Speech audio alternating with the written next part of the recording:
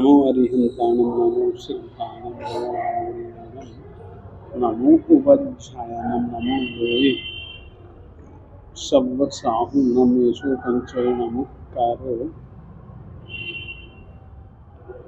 सव्वपावपनाशनो मंगलानं च सर्वेषु परमं हवै मंगलं नमो अरिहंताणं नमो सिद्धाणं नमो आर्याणं नमो उपध्यायानं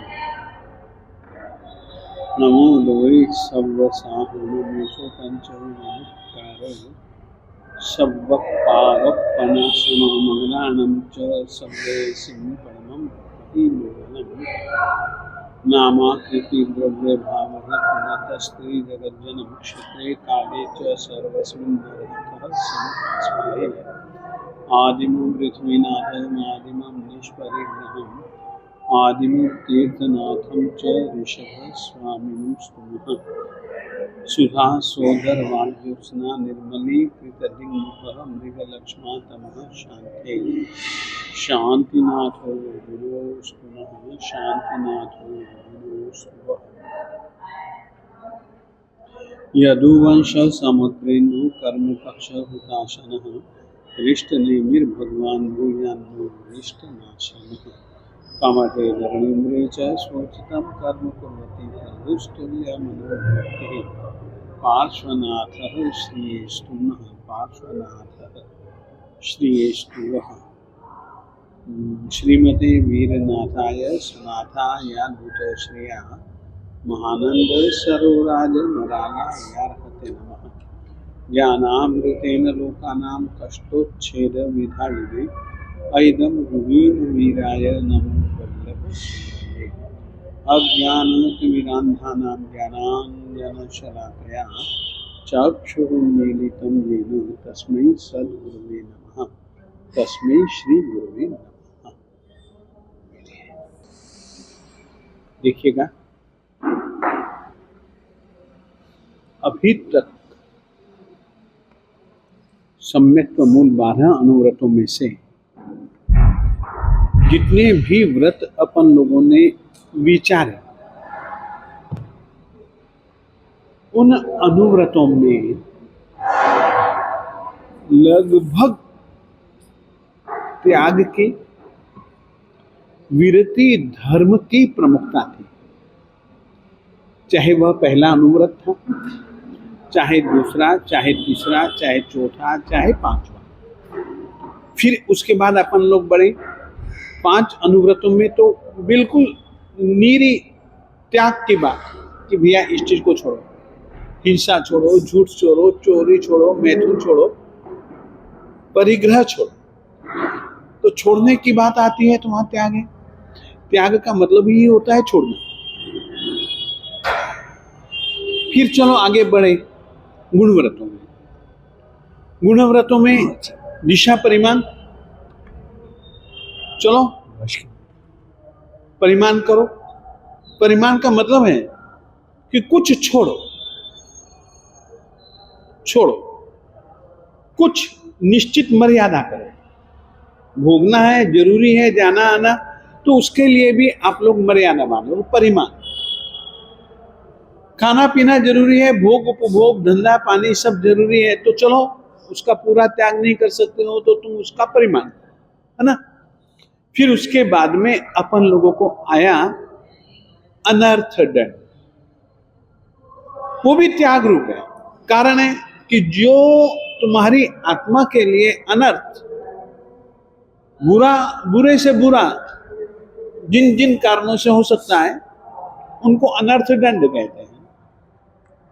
वो तुम्हारे अर्थ के लिए नहीं है, तुम्हारे कोई प्रयोजन के स्वरूप नहीं है। जो निष्प्रयोजन तुम लोग हिंसा आदि पापों में जो रत रहते हो, जिनके कारण से आत्मा दंडित होती है, दुखी होती है, पीड़ित होती है, संसार में चारों गतियों में रुलती, इधर से उधर, उधर से इधर भटकती फिरती रहती है, अनर्थ दंड वीर, उसका तुम त्याग करो। तो वो भी त्याग प्रदान हो गया। 5 और 3 8। तो ये तो एक प्रकार से अपने को मर्यादा, अपने को त्याग, उसकी ओर जोड़ने वाले ये अनुव्रत है। ठीक है। चलो शिक्षा व्रतों की थोड़ी सी विचारणा कर लेते हैं। शिक्षा व्रतों में से सामायिक एक ऐसा व्रत है जो कि हमको साधना की सही पद्धति सिखलाता है, जैनी साधना की।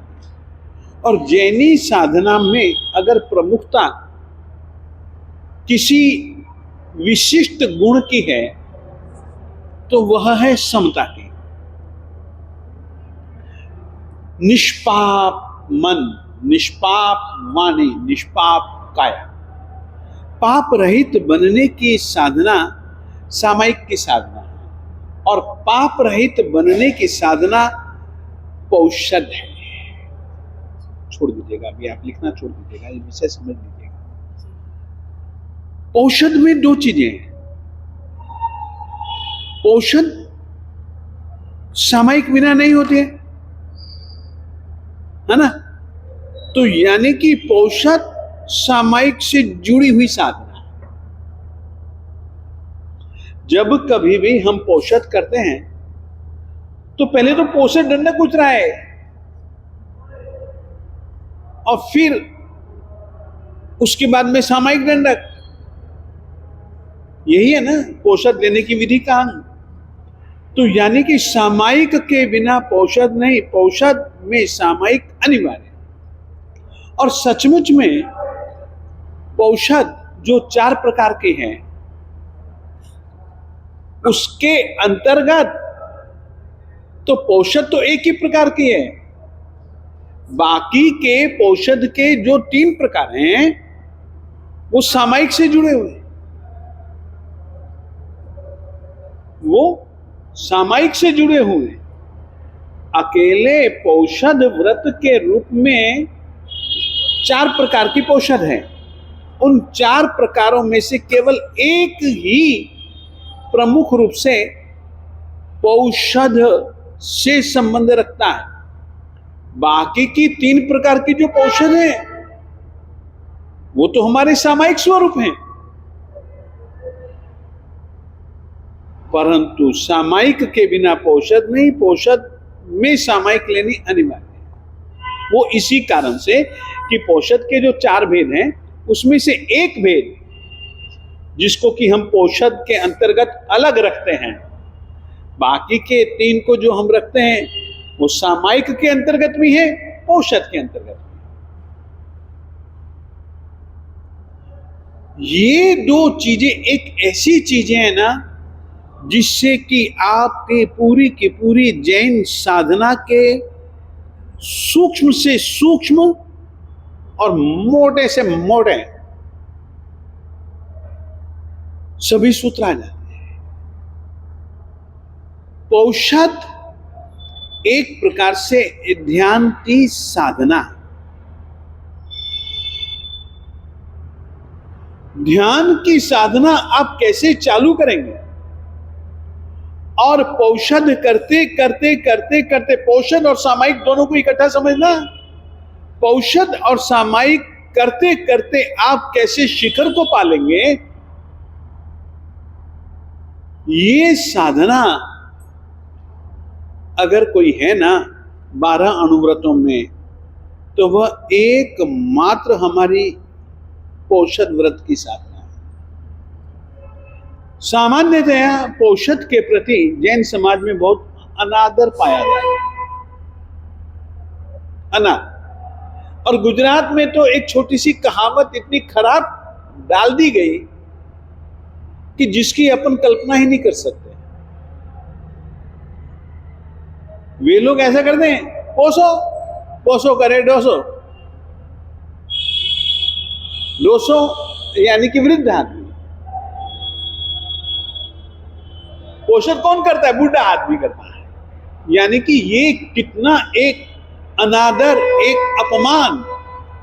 औषध जैसे एक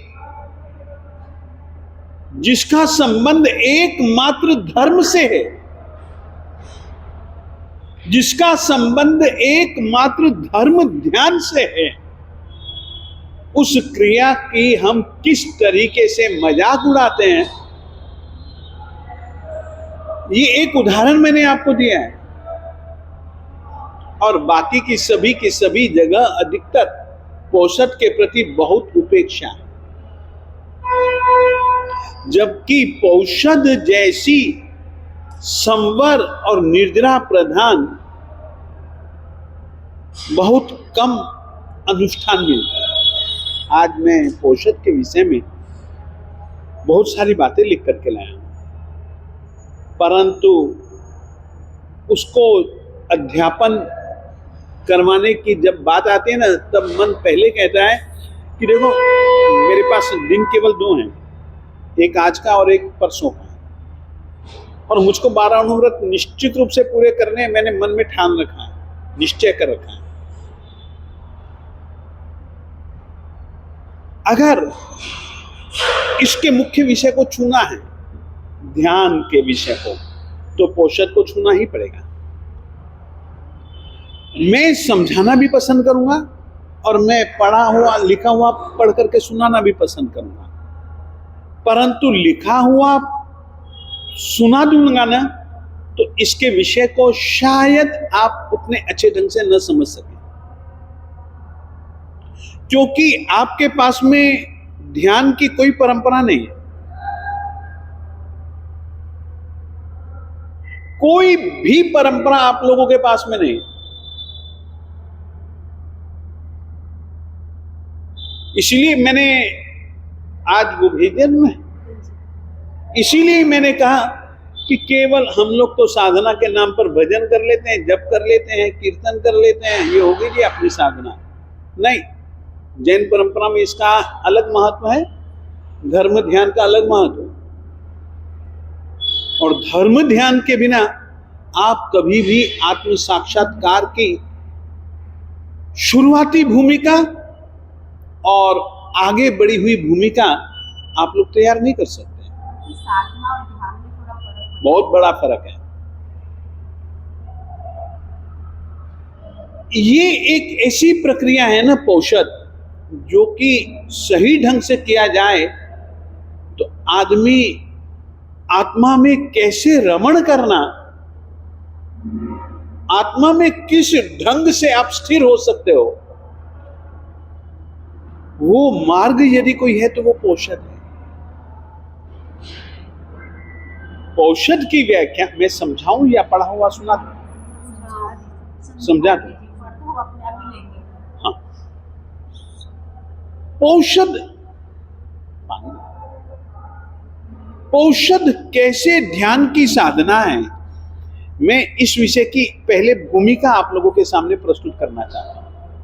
आज की तारीख में ध्यान के नाम पर क्या चल रहा है, उस विषय में केवल 1-2 लाइनें ही आपको सुना देना पसंद करूंगा। उसके विषय में तो यह है, आज की तारीख में केवल एक हठ योग, श्वास उच्छ्वास की प्रक्रिया यह है।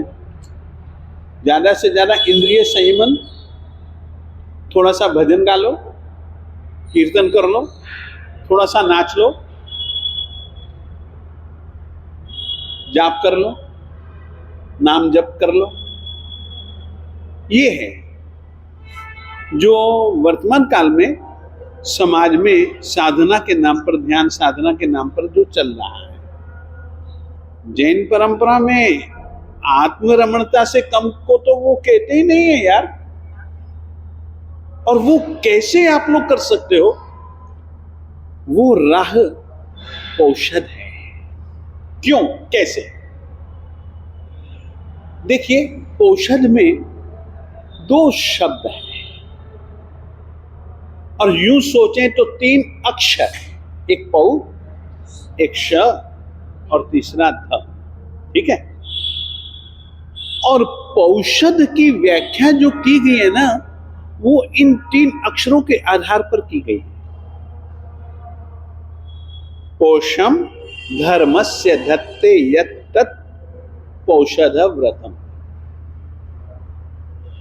जिससे आप अपनी आत्मा को, देखिए तन को पुष्ट करने के लिए तो अपन सब जानते हैं, अच्छा खाओ, अच्छा पियो, बादाम पिस्ता, ये मौसम है ताजा तरो ताजा हट्टा खट्टा बनने का, ये एक मौसम है, ठंडी का मौसम है, जो कि तन के पोषण के लिए, शरीर के पोषण के लिए है, इंद्रियों के पोषण के लिए है।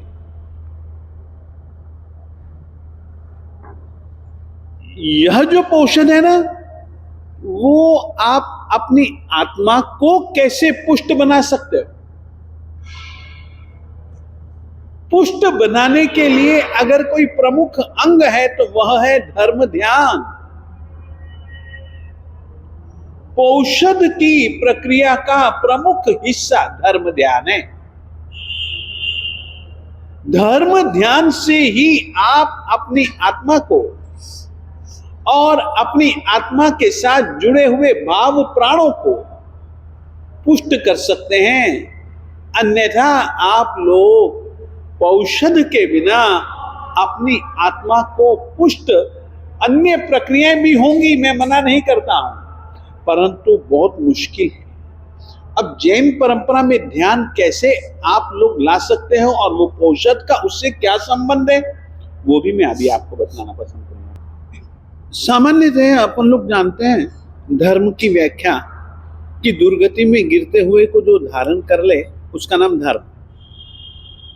सामान्य ये व्याख्या है, परंतु जब तक कि आप लोग आत्मा के अंदर नहीं उतरोगे ना, तब तक कर्मों का छेदन नहीं हो सकता।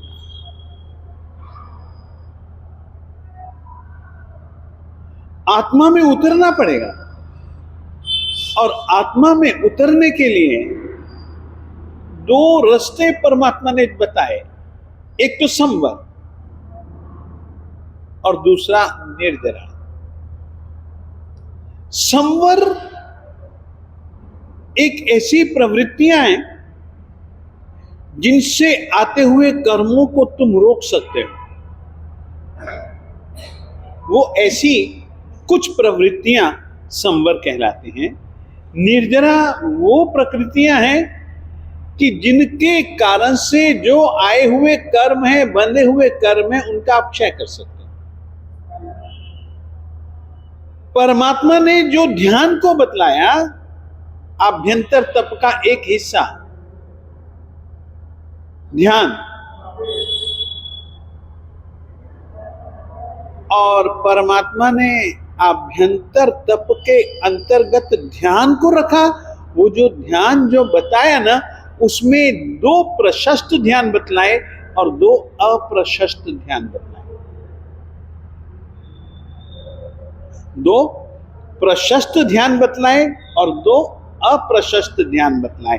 अप्रशस्त ध्यान से सीधा सा तात्पर्य है जिनसे आत्मा का शुभ ना हो, अशुभ हो, जिनसे आत्मा में श्रेष्ठ वस्तुएं जो है ना वो दब जाएं, उसका नाम है आर्त ध्यान और रौद्र ध्यान। और जो प्रशस्त ध्यान बतलाया वो ऐसा बतलाया जिससे आपकी आत्मा के अंदर जो गुण हैं, जो आपकी आत्मा के अंदर अच्छी अच्छी अच्छाइयां यानी कि प्रशस्त यानी कि कल्याण करने वाली जितनी भी गुण राजी आपकी आत्मा में दबी पड़ी है ना, उसको बाहर निकालना है। उसका नाम है प्रशस्त ध्यान। परमात्मा ने दो ध्यान अप्रशस्त बतलाए तो दो ध्यान प्रशस्त बतलाए। परमात्मा ने आर्त ध्यान और रौद्र ध्यान, आत्मा का बुरा करने वाले ये ध्यान बतलाए। धर्म ध्यान और शुक्ल ध्यान परमात्मा ने ये जो बतलाए, ये बतलाए आत्मा का जो शुभ शुभ, अच्छा अच्छा कर्म की जितनी भी कालिमा है उसको धोने वाली यदि कोई ध्यान प्रक्रिया परमात्मा ने बतलाई तो वो धर्म ध्यान और शुक्ल ध्यान बतलाई। और पौषध का प्रमुख अंग है धर्म ध्यान।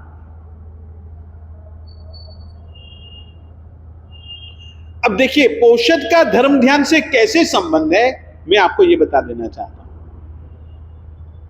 पौषध चार प्रकार के: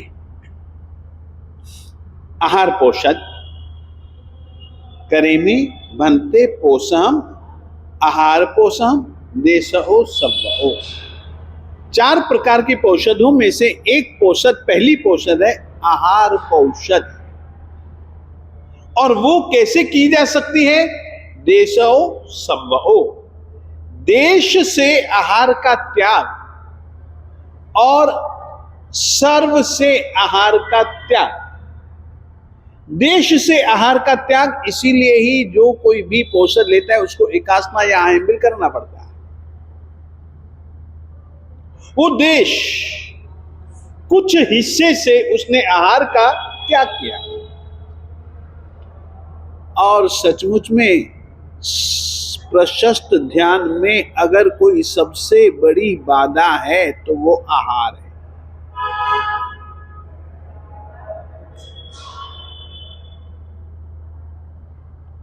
तो सबसे पहले आहार का नियमन। यदि हम सर्वथा आहार का त्याग नहीं कर सकते तो देशतः आप आंशिक रूप से आहार का त्याग कीजिए। तो वो एकासना हो गया, आयंबिल हो गया, विगयों का विचार हो गया, वृत्ति संक्षेप हो गया, ये सब कुछ आप लोगों को करना चाहिए। पोषण, रस त्याग हो गया, ये सब कुछ आपको करना पड़ेगा आहार पोषण के अंतर्गत। वो 2 प्रकार का, देश से और सर्व से। सर्व से तो आपको उपवास ही करना है, वो भी चौविहारी, त्रिविहारी नहीं, क्योंकि उसमें पान की छूट है। और देश से आप एकासना करो या आयंबिल करो, यह अनिवार्य है। अब बाकी के 3 चीजें जो हैं, कर्मिमंते पोषण, आहार पोषण, देशो शरीर सत्कार पोषण संवओ। पोषण जब आप करते हैं तो शरीर का सत्कार, शरीर की विभूषा, शरीर की सजावट, स्नान, अलंकरण, पहनना, ये सब कुछ आपको बिल्कुल मना है। इसका सर्वथा त्याग करना पड़ता है। शरीर पर कोई फूल नहीं, कोई इत्र नहीं, कुछ भी तो नहीं। शरीर के प्रति मोह, शरीर के प्रति ममता, शरीर की विभूषा, शरीर के अलंकरण, शरीर जिससे शोभित हो, वैसी सारी की सारी व्यवस्था का आप लोगों को त्याग करना चाहिए। कोई कज्जल बज्जल नहीं लगा सकते, कोई तेल बेल नहीं लगा सकते, यानी कि शरीर सत्कार का सर्वथा त्याग। क्या करें? गहने उतार के करें। बिल्कुल, केवल आप लोगों के लिए जो सौभाग्य के सूचक चिन्ह है ना, जैसे कि मंगड़ियां हो गई, जैसे कि तिलक, टीका लगाया जाता था पहले सोने का। हाँ, नहीं सिंदूर तो ठीक नहीं, यहाँ पर एक तिलक लगा देते। हाँ, वो बस ऐसे ही है, बाकी के सब आपको छोड़ देने चाहिए। अब ये भी किस लिए है? एक सेकेंड, ये भी किसके लिए? पहले पोषद राजा महाराजा लोग करते थे, तो उनके लिए भी देशतः, अब वो तो राजा हैं, राजमुद्रा पहनेंगे, तो ऐसों के लिए वहां पर थोड़ी सी छूट रखी जाए। ये तो सामान्यतया शरीर सत्कार, शरीर की शोभा, जिससे शोभा बढ़ती हो, वैसा कोई अलंकरण नहीं होना चाहिए। इसीलिए ही आपको मैं कहना जा रहा हूं, पोषद के 18 दोषों में से एक ये है कि पोषद लेकर के आप किसी से सेवा नहीं करवा सकते। यदि आप सेवा करवाते हो तो वह दूषण है, दोष माना जाता है। शरीर सत्कार नहीं है, सर्वथा शरीर सत्कार का त्याग, यानी कि आप शरीर में रहते हुए भी शरीर की चिंता नहीं करेंगे, शरीर के विषय, शरीर को अच्छे लगने वाले इंद्रियों के विषयों में आप रममाण नहीं रहेंगे। ब्रह्मचर्य पोषहम संभव, आप ब्रह्मचर्य का सर्वथा मन वचन काया से पालन करेंगे।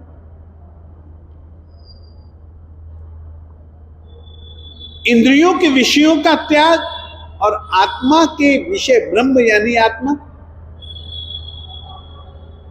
आत्मा आत्मिक विषयों की ही चिंता आप करेंगे। आत्मा विषयक ध्यान ही धर्म ध्यान।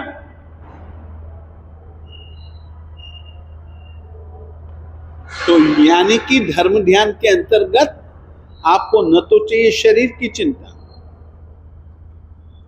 न चाहिए किसी विजातीय की चिंता, विजातीय का स्मरण, विजातीय का ध्यान, बिल्कुल नहीं। शरीर सत्कार पोषम सबो, बम्बचिर पोषम सबो, अव्यापार पोषम सबो। चौथी जो पोषद है आपकी अव्यापार। अधिकतर जब कभी भी आप व्यापार की चिंता करते हो तो वह व्यापार की चिंता का मतलब है सावध्य चिंतन, पाप सहित चिंतन, पाप पूर्ण चिंतन। इन चार विषयों को छोड़ करके आप आत्मा के विषय के ऊपर जब विचार करते हो, आत्मा के स्वरूप का विचार करते हो, तब होता है धर्म ध्यान।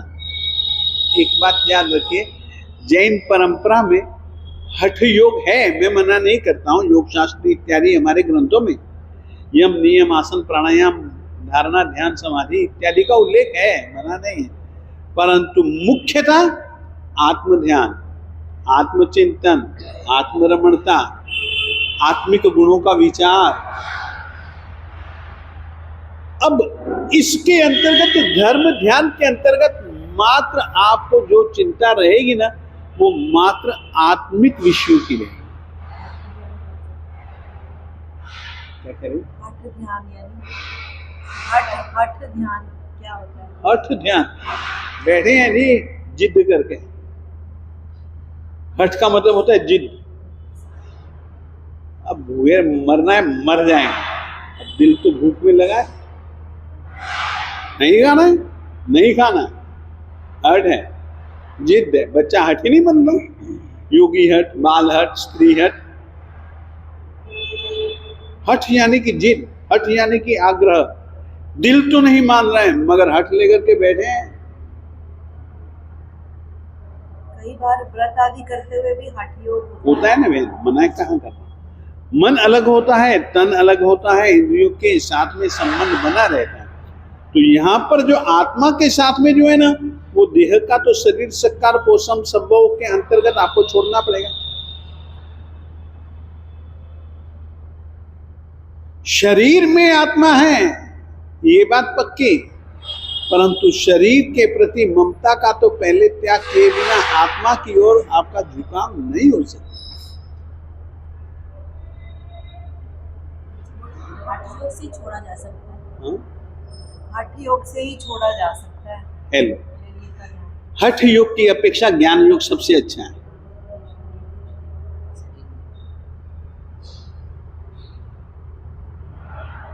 हठ योग की अपेक्षा यदि हम ज्ञान पूर्वक ऐसी चीजों का त्याग करेंगे तो हठ योग में होने वाला जो दुर्ध्यान है वो आपको नहीं रहेगा।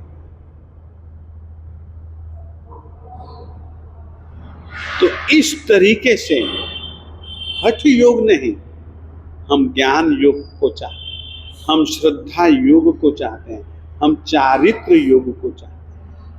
हमारी जैन परंपरा ज्ञान, दर्शन यानी कि श्रद्धा, रुचि और चारित्र को मानते हैं। ये ध्यान रखिएगा। हठ में क्या होता है? हठ में क्या होता है मैं आपको बताऊं।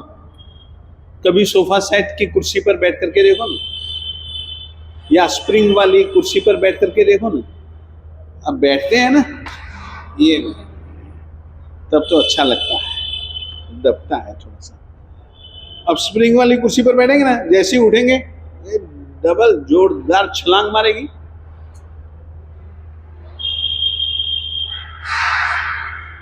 जब तक दबाव है तब तक दबाव है, फिर बाद में तो फिर वो अलग से अपना रूप भी उसका जुदा है। हठ योग वह चीज है। ज्ञान योग क्या है? जैसा भी है समझ पूर्वक स्वीकार।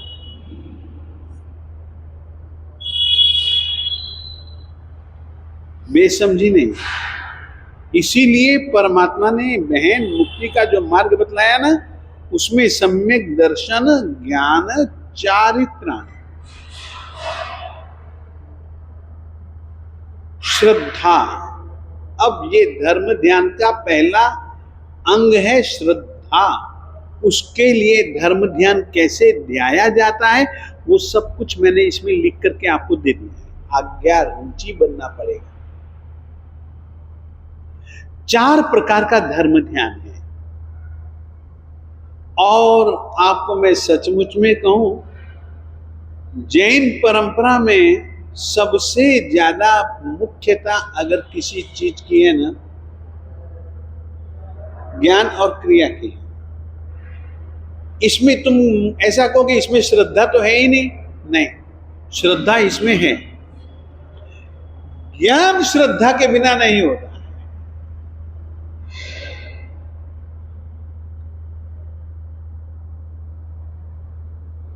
जो सम्यक ज्ञान है ना, वो सम्यक दर्शन के बिना नहीं होता है।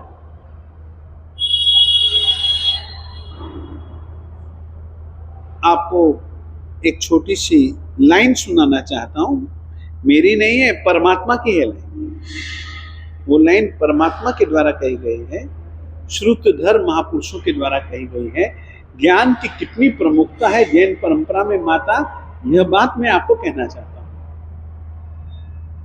परमात्मा कहते हैं, कचरे में 2 सुइयां खो गई। कूड़ा कचरा सारे शहर का, सारे शहर का कूड़ा कचरा, गंदगी, उसमें 2 सुइयां खो गई। 2 सुइयों में से एक सुई बिना धागे की थी, एक सुई के साथ धागा बंधा हुआ था। अब दोनों सुइयों को निकालने के लिए आदमी चला तो किस सुई को ढूंढ पाना सरल होगा? धागे वाली सुई को ढूंढ पाना सरल होगा। हो सकता है ढूंढते ढूंढते पहले वो सुई भी मिल सकती है, वो तो तुकबंदी है। परंतु मिलने में तो इस सुई की संभावना ज्यादा है। ज्ञान डोरा है, इसीलिए ज्ञान को सूत्र कहा जाता है। धागा है वो तो, सुई जो है वो आत्मा है। तो हमारी जैन परंपरा में ज्ञान पूर्वक, जिस ज्ञान में सम्यक श्रद्धा तो है ही,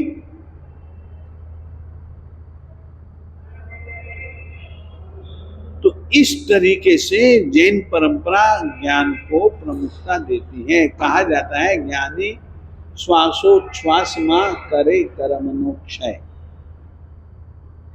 अनंत अनंत कर्मों का क्षय ज्ञानी श्वासोच्छ्वास में कर लेता है। जैन परंपरा में ध्यान हमेशा ज्ञान से चालू हुआ है, चिंतन से चालू हुआ है। आपको धर्म ध्यान के अंतर्गत 4 विषय दिए जाते हैं। कितने? 4 विषय दिए जाते हैं, जिसका कि आपको विचार करना चाहिए।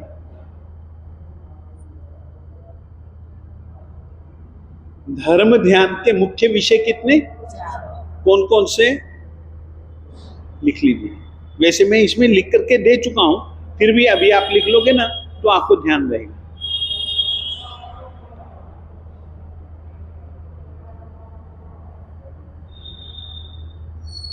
आज्ञा, आज्ञा विचय, वो में छोटी एक ही मात्रा, आज्ञा विचय। दूसरा लिखिए अपाय विचय।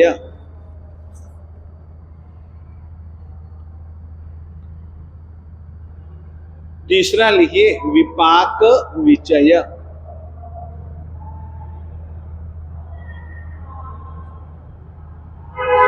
चौथा लिखिए संस्थान विचय।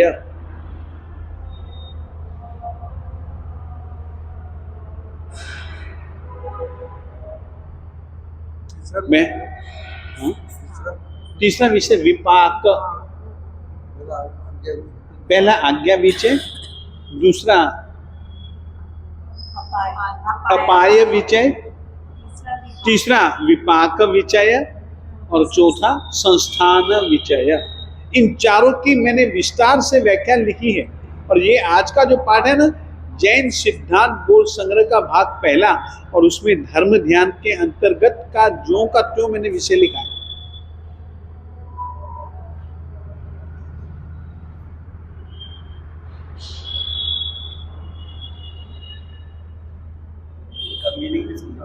मैं अभी समझा देता हूं।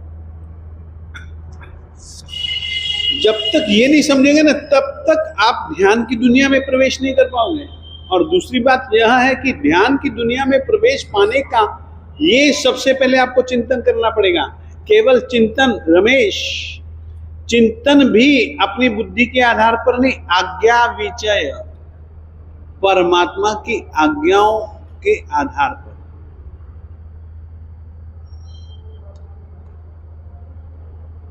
परमात्मा, क्योंकि इसके पीछे कारण है ना, अपने छद्मस्त हैं हम, तो इंद्रियों से भी पूरा नहीं देख पाते हैं,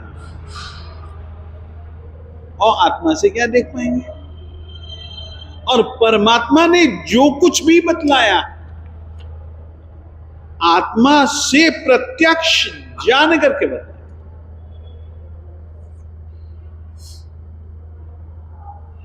जैसे कि तुमको मैं कहावत सुनाता हूं, इंद्रियों के विषय में कहावत कई हैं, कई कई कई कई कहावतें हैं। एक कहावत मैं सुनाता हूं, कानों सुनी सो झूठ सब, आंखों देखी साच। ये कहावत आप लोगों ने सुनी हो। हमारे यहां पर तो बिल्कुल ये बात ही नहीं मानी जाती। हम लोग तो सत्य उसको मानते हैं जो कि केवली परमात्मा के द्वारा प्ररूपित है। क्यों? उनकी बात को हम सच्ची क्यों मानते हैं? हमें न तो कुछ पता लगता है, न हम सही ढंग से निर्णय कर पाते हैं, हमारा ज्ञानावर्णीय कर्म का क्षयोपशम भी उतना नहीं है, और हमारे वचनों पर हमें ही भरोसा नहीं होता है, दूसरे को तो क्या भरोसा हो। मैं सच बोल रहा हूं या झूठ, मुझे ही नहीं निर्णय कर पाता हूं। आज्ञा विचय यदि है तो आपका सम्यक दर्शन संपूर्ण है। आज्ञा विचय का मतलब ही इतना होता है कि परमात्मा ने जो आज्ञा दी, हमें तो हवा दिखती नहीं, तो हम तो कहते कि ये पता नहीं किस चीज का स्पर्श है। परमात्मा ने इसको वायु काय कहा है, हवा नहीं कहा है। वायु काय के जीवों का स्पर्श तुम्हारी चमड़ी से हो रहा है। और परमात्मा ने कहा है कि वायु काय जब आंधी चले तो तुम्हारा कपड़ा हिलना नहीं चाहिए। कपड़ा यदि हिलता है तो वायु काय के जीवों की हिंसा होती है। परमात्मा ने कहा है कि जब कभी भी बोलो तो हाथ में मुंहपत्ती रख करके बोलो, ताकि तुम्हारे मुख से जो निकलने वाली गरम गरम हवा है, उसका जब बाहर निकलती है तो वो बाहर बहने वाली ठंडी हवा में जो जीव है, ठंडी हवा के जो जीव हैं, उनकी हिंसा होती है। मुंहपत्ती रख करके बोलो। हमें भरोसा आएगा यदि हम कह दें तो। परमात्मा ने जो कहा है वो सत्य है। परमात्मा की आज्ञा एकांत रूप से जीवों का हित हित हित करने वाली।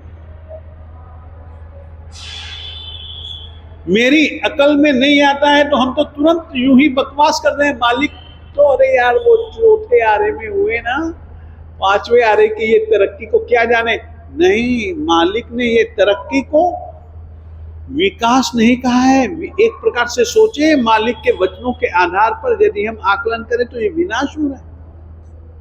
हमारी आत्मा के सद्गुणों के उत्थान के लिए वर्तमान काल की सुविधाएं उपयोगी नहीं है। एक एक सुविधा के साथ में न जाने कितनी सारी दुविधाएं जुड़ करके आ जाती हैं, हमको पता भी नहीं लगता। और ये सारी सुविधाएं विज्ञान के नाम पर चल रही हैं आज की तारीख में, जिसके कारण से आदमी अपनी आत्मा को याद ही नहीं कर पा रहा है।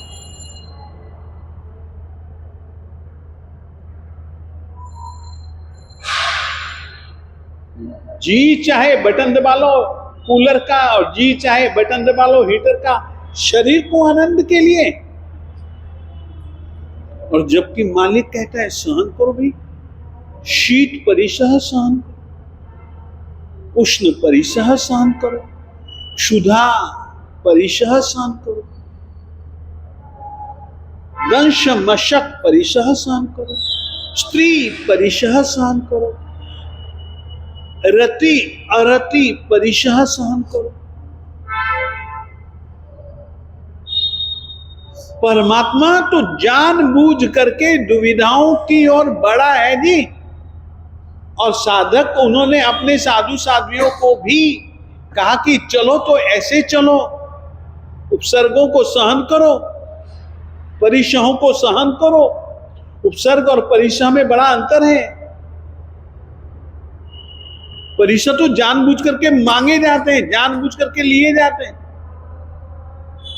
अपनी समता अपनी शांति की परीक्षा के लिए।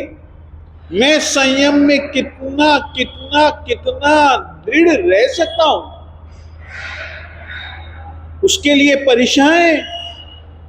परिसहों के आने पर घबराते क्यों हो? मालिक तो सीधा ये कहता है, ये तो तुम्हारे लिए संयम की कसौटी है।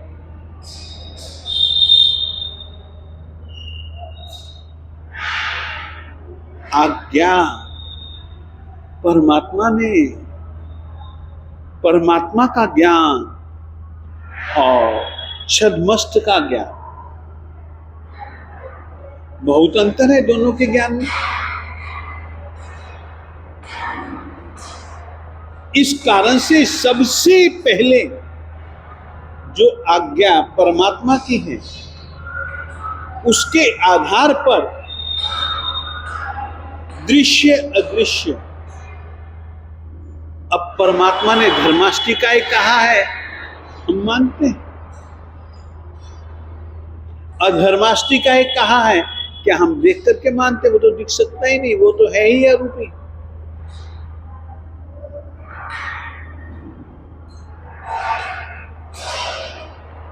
तो बहुत सारे रहस्य परमात्मा ने केवल ज्ञान केवल दर्शन के माध्यम से जान करके जीवों के हित के लिए तत्वों का जैसा स्वरूप बतलाया,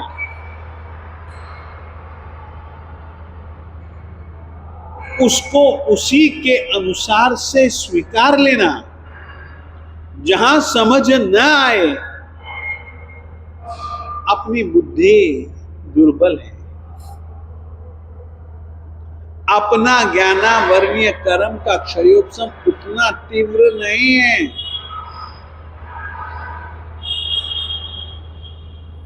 ऐसा मान करके स्वीकार कर लेना, मगर गलती से भी कभी जिनेंद्र परमात्मा की आज्ञा, जिनेंद्र परमात्मा के वचनों के विरुद्ध मन के किसी चप्पे में भी किसी भी प्रकार का विचार न आने देना, इसका नाम है आज्ञा विचय।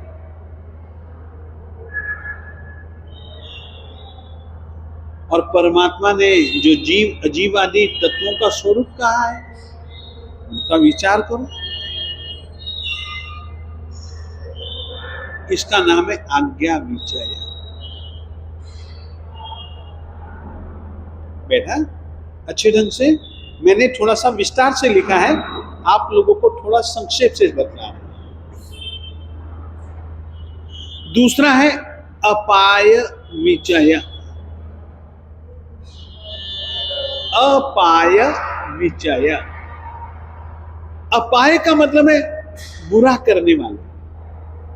देखो दो चीजें होती हैं, एक तो होता है उपाय और एक होता है अपाय।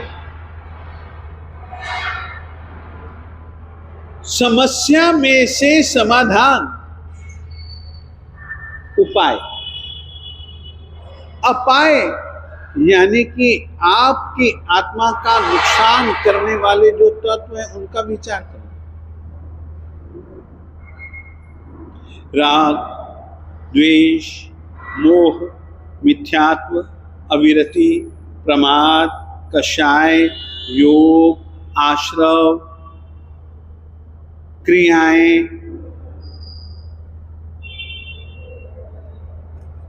इनका क्या क्या हमारी आत्मा के लिए दुष्प्रभाव, क्या क्या बुरा परिणाम है इंद्रिय के विषयों का, राग द्वेष मोह का, मिथ्यात्व अविरति आदि का। अपाय जो हमारी आत्मा का अहित करने वाले तत्व है ना, उनका आप लोग विचार करेंगे। और ये विचार करना क्यों जरूरी है? इन चीजों का विचार करना क्यों जरूरी है? आप जब विचार करेंगे ना राग का परिणाम, अपने खुद के ऊपर ही देखना, हमारा राग हमें कब कब दुख दे रहा है। हमें दुख पहुंचाने वाली अगर कोई भी चीज है तो हमारा ही राग और द्वेष है।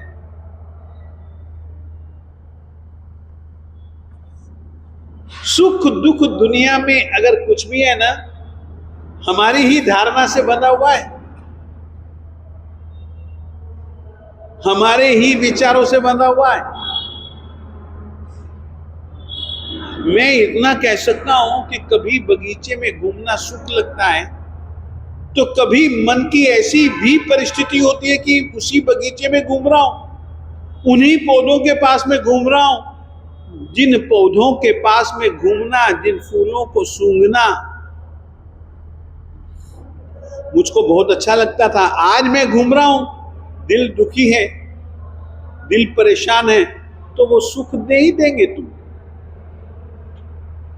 है कहां उनमें सुख?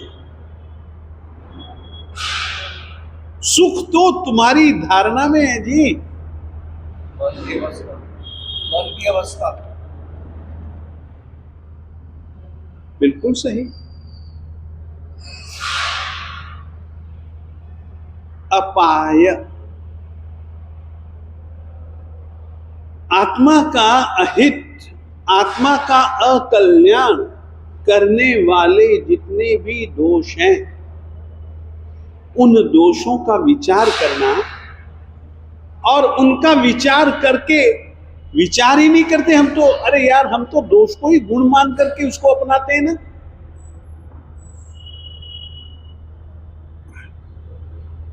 हम आसक्ति को पसंद करते हैं, विरक्ति को थोड़ी ना पसंद करते। और संयोग वियोग, सुख दुख, धूप छाया,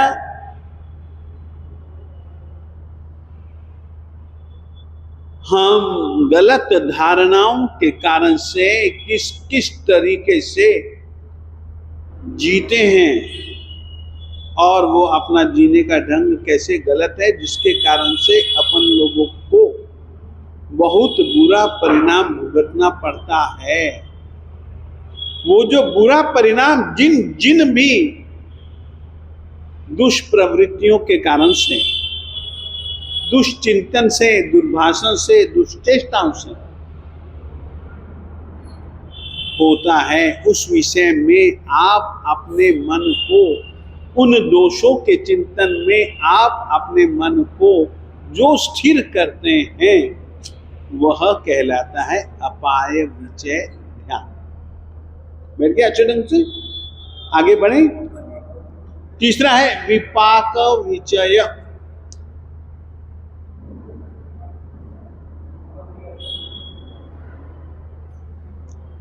आदमी यानी कि धर्म धुरंधर एक गलत धारणा में, मूढ़ धारणा में जीता है। अमुक ने मुझको दुख दिया है, मुझे परेशान इस व्यक्ति ने किया। जबकि परमात्मा कहते हैं कि तू तेरे द्वारा किए गए कर्म का ही परिणाम भोग रहा है रे। क्यों किसी को आक्षेप कर रहा है? क्यों किस पर आक्षेप कर रहा है? यह तो तेरी मूढ़ता है। और इसका क्या विपाक, जिस समय जो तू अभी कर रहा है उसका कब क्या कैसा परिणाम आता है उसका विचार करेगा तो हम बहुत सारे पापों से हट जाएंगे।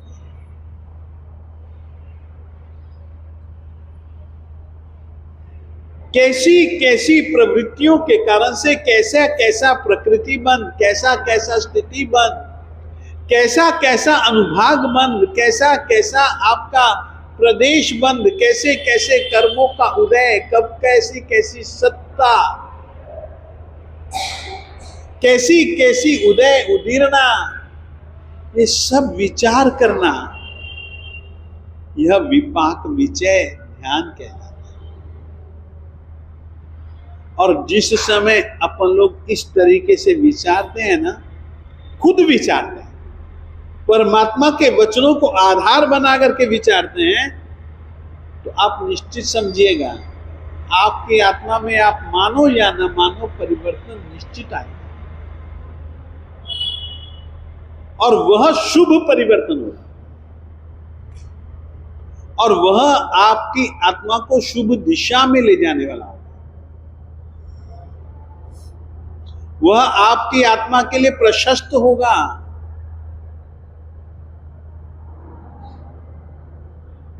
क्या क्या कर्म बंधन के कारण, क्या क्या कर्म मुक्ति के कारण, आश्रव क्या क्या है, संवर क्या क्या है, इस सब कर्मों की स्थितियों, कर्मों का विपाक, किस कर्म का परिणाम जिनको कैसा भुगतना पड़ रहा है। आज की तारीख में अपन इतने जन बैठे हैं,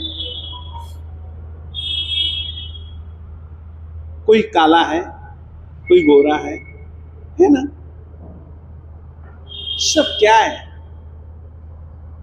कोई बैठा हुआ सुंदर लगता है, किसी की चाल ऊंट की तरह लगती है तो किसी की चाल हंस की तरह लगती है। सब ये सब क्या है यार? कोई वही बात यदि कोई दूसरा व्यक्ति बोलता है तो मान ली जाती है, और कोई दूसरा व्यक्ति बोलता है उस बात के ऊपर से विवाद छिड़ जाते हैं। ये क्या हो रहा है? बात तो वही की वही है। ये विपाक है। विपाक का सही मीनिंग फल, परिणाम।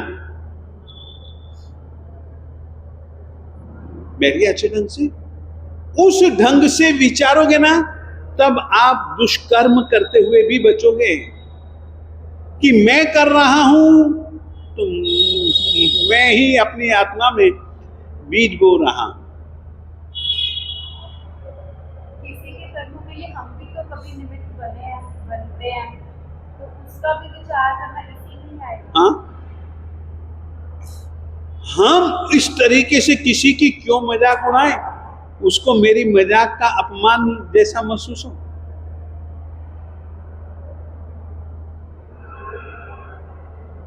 आप मजाक करके कर्म बांध रहे हैं, वो क्रोध करके कर्म बांध रहा है।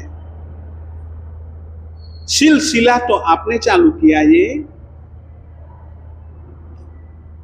ये सिलसिला आपने चालू किया। अब देखो कितनी देर तक, कितने कितने भवों तक चलता है। जब हम पार्श्वनाथ यानी मरुभूति और कमठ के विषय में विचारेंगे ना, इस ढंग से विचारिएगा।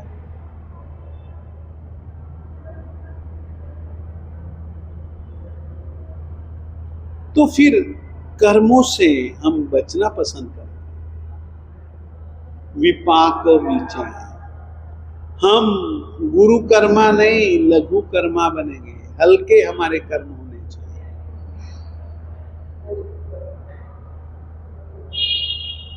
विषयों का औषध में सोचना चाहिए। बिल्कुल, इसीलिए तो धर्म ध्यान ही करना चाहिए। ये विषय नहीं सोचते हो, तुम हिसाब किताब लेकर के बैठ जाते हो, तुम मोबाइल लेकर के बैठ जाते हो, तुम फिल्में देखने के लिए बैठ जाते हो।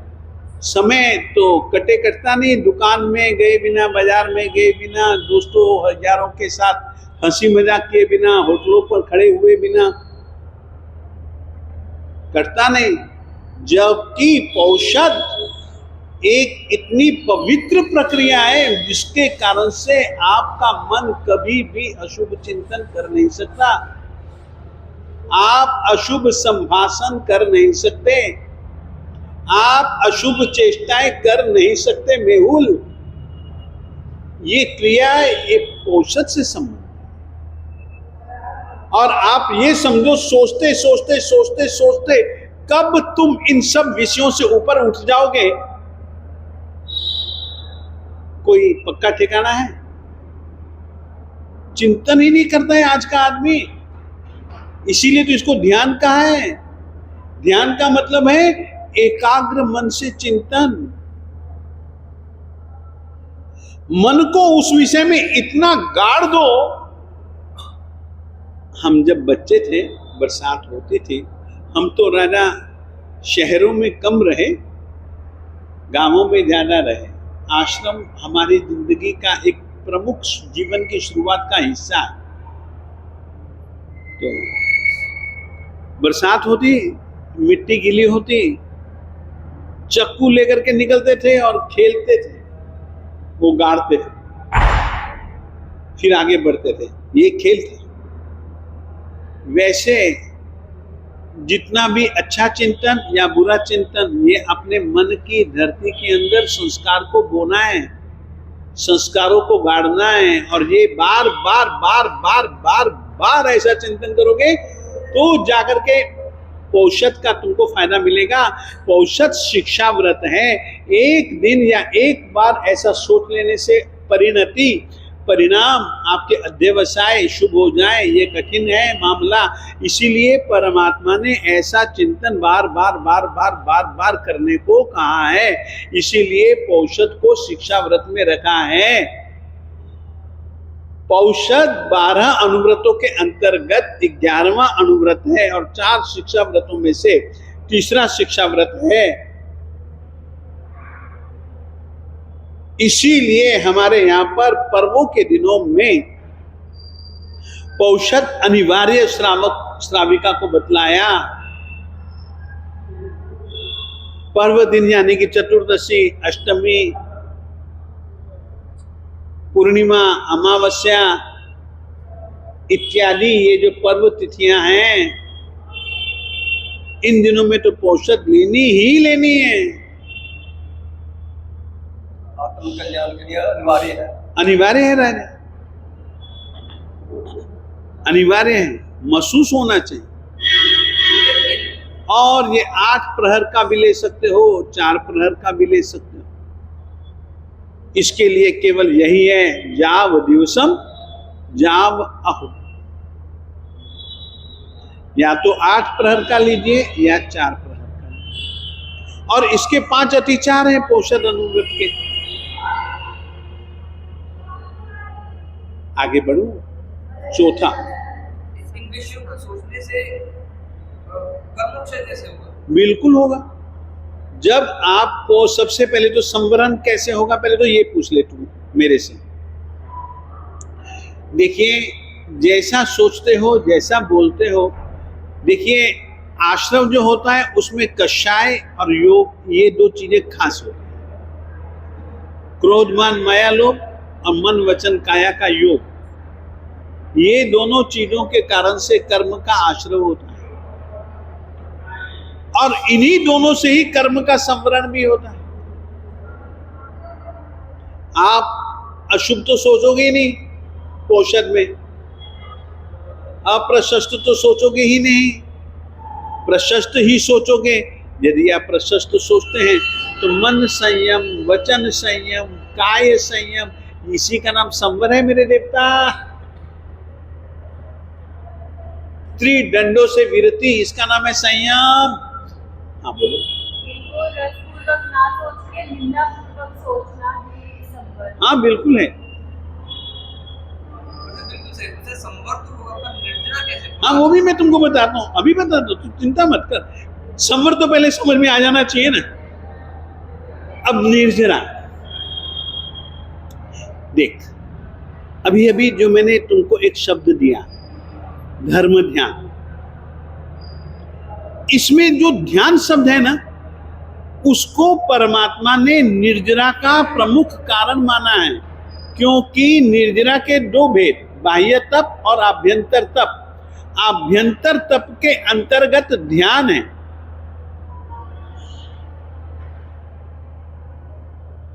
आभ्यंतर तप के अंतर्गत ध्यान है, और इस चीज का नाम, इस पूरी की पूरी प्रक्रिया का नाम आज्ञा विचय, अपाय विचय, विपाक विचय, संस्थान विचय। इसको परमात्मा ने ध्यान का है मेरे दिल। मन है, आप इन विषयों का चिंतन कीजिए, और इन विषयों के चिंतन के लिए औषध यदि होता है तो बहुत अच्छा है। आज की तारीख में पोषद वोषद की बात छोड़ो तुम, जो पोषद का सही स्वरूप है मैं तुम्हारे सामने वो रख रहा हूं। मैं किस तरीके का व्यक्ति हूं, बुरे से बुरा कैसा सोचने वाला व्यक्ति हूं, वो मैं जानता हूं, आप नहीं जान पाएंगे। ये आत्म साक्षी से किया जाने वाला धर्म चिंतन है। और मेहुल तुमको ये कहना चाहता हूं, ये तो मैंने तुमको अभी विषय बतलाए हैं, इन विषयों के साथ में आप अपनी आत्मा को कैसे स्थिर कर लेते हैं, तब ये धर्म ध्यान बनता है। साधु साध्वियों के लिए तो बिल्कुल स्पष्ट विधान जैसे है ना, कि आर्त ध्यान रौद्र ध्यान ध्याना नहीं, धर्म ध्यान शुक्ल ध्यान ध्याया करो, तो ये धर्म ध्यान है। श्रावकों के लिए भी यही है, आर्त ध्यान रौद्र ध्यान ध्याओ मत, धर्म ध्यान ध्याओ, ये धर्म ध्यान है। तो इससे क्या होगा मेहुल, जो हमारे दिल दिमाग पर एक गलत धारणाओं की जो एक परतें जमी हुई है, जो परतें हमारे दिल दिमाग पर ऐसी छाई हैं जैसे कि आंख के सामने काला चश्मा, जैसे कि सूरज के सामने काले कलूटे बादल, प्रकाश सही प्रकाश नहीं आने देते। सही चिंतन से हमारी धारणाएं जो गलत भी बनी होंगी वो टूटेंगी, सही धारणाएं पुष्ट होंगी। ध्यान वह एक साधना है जिसके कारण से परमात्मा ने जो बतलाया हम उसका धीरे धीरे धीरे धीरे धीरे धीरे धीरे धीरे धीरे धीरे धीरे धीरे साक्षात्कार कर सकते हैं।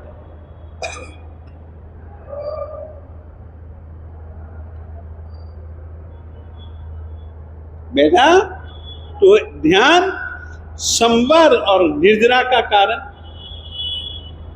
ये ध्यान समझ करके चलो। आप लोगों को अब चौथा मैं आप लोगों को जो समझाता हूं वो तीनों से कुछ भिन्न है, उसका नाम भी भिन्न है और उसका विषय भी भिन्न है, और वही विषय मूल विषय। उस चौथे का नाम है संस्थान विचय। क्या नाम है? संस्थान। आप लोगों को ये मैं संस्थान विचय का विषय लूं, इससे पहले मैं आपको कुछ बातें बता देना चाहता हूं। धर्म ध्यान के महल में चढ़ने के लिए 4 सीढ़ियां हैं।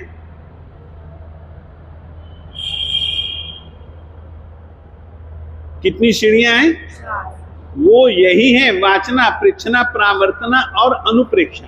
ये भी मैं लिख चुका हूं, तुमको जो आज पाठ मैंने भेजा है ना उसमें मैंने लिख दिया है। धर्म ध्यान के महल में प्रवेश पाने की 4 सीढ़ियां वाचना, परीक्षना, प्रावर्तना और अनुप्रेक्षा। इसीलिए कोशिश किया करो, अगर कोई भी साधु साध्वी जी आए हैं तो उनके साथ में आप लोगों को ज्ञान गोष्ठियां आयोजित करनी चाहिए। उनका प्रवचन सुनो ही सुनो।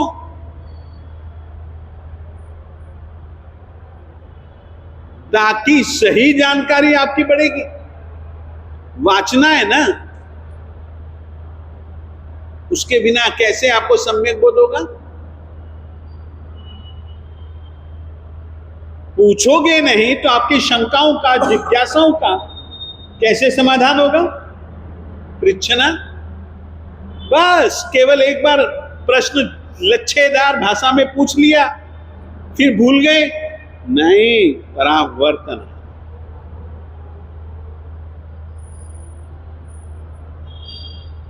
फिर यहां तक ही नहीं, अनुप्रेक्षा, बहुत सूक्ष्मता से चिंतन करो तो जाकर के धर्म ध्यान शक्य है, धर्म ध्यान की दुनिया में प्रवेश शक्य है। और एक बात और कहना चाहता हूं, यूं तो मैं भी कहता हूं कि मैं धर्म, अरे यार मेरा नाम ही धर्म धुरंधर है, तो धर्म तो मैं करूंगा ही करूंगा, मगर नहीं नहीं नहीं, धर्म ध्यान कैसे लाया जा सकता है? उसके लिए भी 4 भावनाएं परमात्मा ने बतलाई, अनित्य भावना, अशरण भावना, एकत्व भावना, हाँ इसमें मैंने लिखी है, एकत्व भावना, अनित्यत्व भावना, अशरण भावना और संसार भावना। बस मेरे छोड़ी, बस छोड़ी। संस्थान विचय का मतलब है संसार भावना। ये संसार कैसा असार है, चारों गतियों का विचार, धर्मास्तिकाएं अधर्मास्तिकाएं, द्रव्यों का विचार, तत्वों का विचार, ये लोक के ऊपर सिद्धशिला, सिद्धशिला से लेकर के नीचे तक जो लोक है आपका, अधोलोक, 14 रज्जु लोक प्रमाण, उसका आकार प्रकार, ये सब विचार करना है संस्थान में।